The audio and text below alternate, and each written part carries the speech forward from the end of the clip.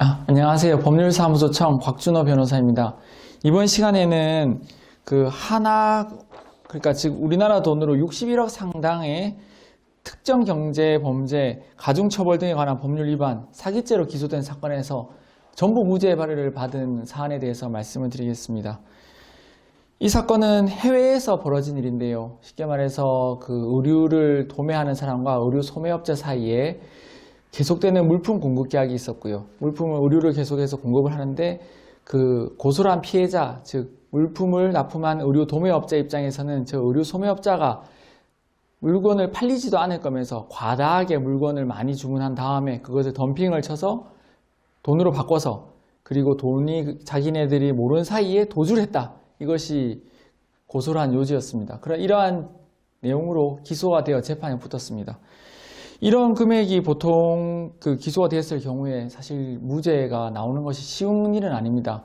왜냐하면 이 금액이 쌓이기까지 수많은 거래 내역과 그리고 이러한 거래 내역이 있기까지는 신뢰관계가 쌓여있기 때문에 그러한 신뢰관계와 거래 내역들이 전부 다 고소인 입장 또는 검사님 입장에서 보면은 그 피고소인 또는 피의자 또는 피고인이 기망, 즉 거짓말했다는 그러한 자료로도 쓰일 수 있기 때문입니다.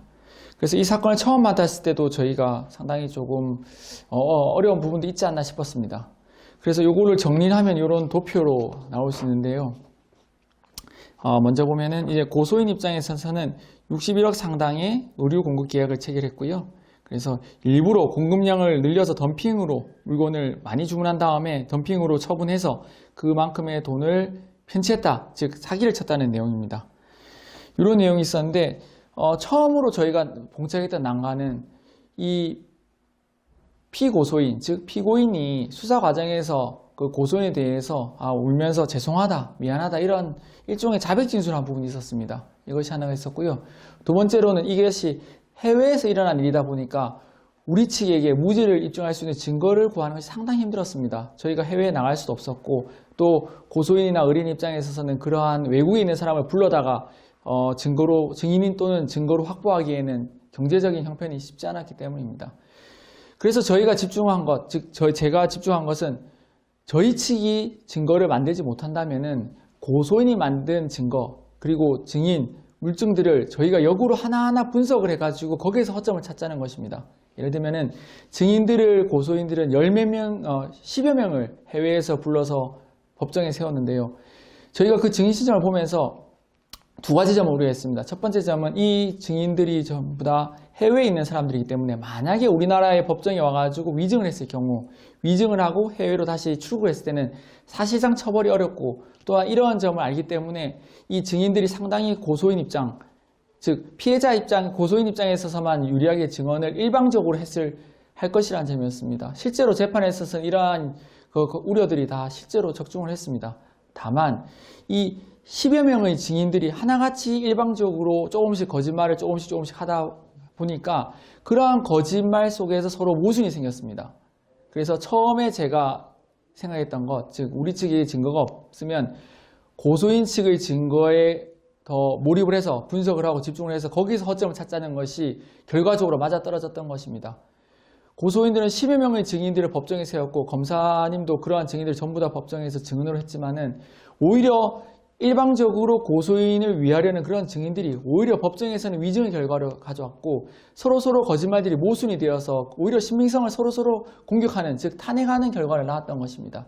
그렇게 하여서 결국 이러한 증거가 우리 측, 즉 피고인 입장에 있어서는 하나도 없었던 사건에 있어서 상대방의 증거를 이용해가지고 전부 무죄를 받을 수가 있었습니다. 그래서 이렇게 피고인은 무죄라는 개인정보를 가렸습니다. 그래서 무죄라는 판결문을 받았고요.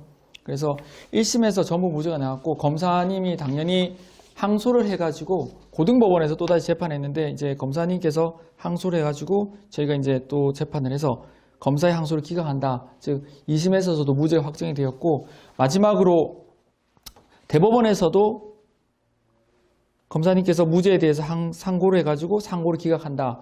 즉 무죄가 대법원에서 확정이 되었습니다.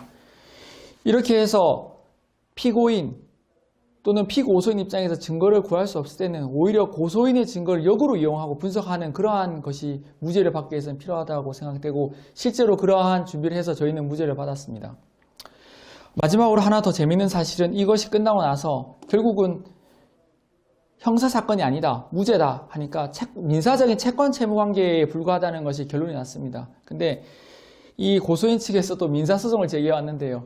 저희가 재밌게도 민사소송에도 전부 다 이겼습니다. 그거는 뭐 법리적으로 조금 또 고소인 측에 약간 고소인이 이제 원고가 됐겠죠. 민사에 있어서는 허점을 제가 또 이용해서 형사에서도 이기고 거기에 이 연이은 민사에서도 전부 승소를 하였습니다.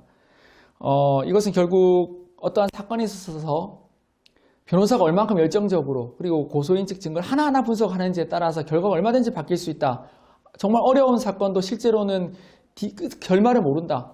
그것은 이 변호사의 경험과 그리고 어떻게 보면 능력 그리고 의뢰인의 그러한 자기는 무죄를 받을 수 있다는 신념, 이 모든 것들이 하나로 합쳐졌을 때 좋은 결과가 나오는 것 같습니다.